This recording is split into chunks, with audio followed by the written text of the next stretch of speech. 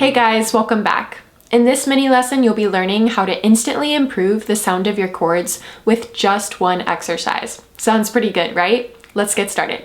When you're just starting to learn guitar, it can be a real struggle to make chords sound how they're supposed to sound. The guitar still feels like a foreign object and your fingers just don't move how you want them to yet. But this exercise I'm about to show you will make your chords sound so much better and how they're actually supposed to sound. So this exercise is what I like to call a chord test.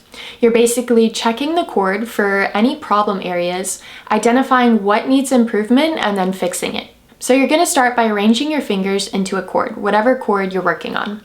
We'll go with C as that can sometimes be challenging for beginners. After forming the chord, you're going to strum once, and I'll go ahead and do a sloppy chord so you can see how to fix it when it doesn't sound right.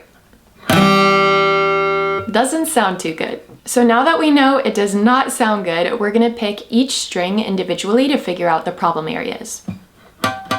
Okay, so that one's muted, that one's a problem. That one's halfway muted. That one's okay. The B is okay.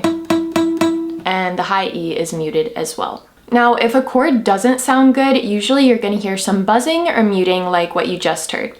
So if you hear buzzing or muting, ask yourself the following questions. The first question to ask would be, am I applying enough pressure? That was the issue with our third finger here. It was muted because I wasn't applying enough pressure. If I press it down better, and with more pressure, it rings out. The next question to ask would be, am I applying too much pressure? This can actually cause unnecessary pain. You always want to try to press the string down and make it ring out clearly with the least amount of pressure as possible. The next question to ask yourself would be, are my fingers too close or too far from the next fret up? You always want your fingers as close to the next fret up as possible, so that metal bar that you see. The issue with the D string that was muted is that we were actually too close to the next fret up. We were right on top of it. So all I have to do is move that second finger back and we fix it. The final question we should ask is, are my fingers hitting any neighboring strings? This can sometimes cause the strings to be muted. So this was the issue with the first string. It sounded muted because my first finger on the B string was touching the first string. All we have to do to fix it is to round that first finger a bit, giving the first string more space, and then it can ring out clearly. Now, after you've made any changes, go ahead and strum one final time.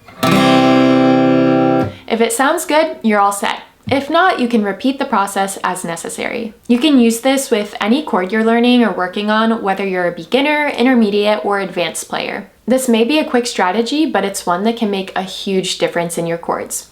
All right, that wraps up this lesson for today. I'll see you in the next one.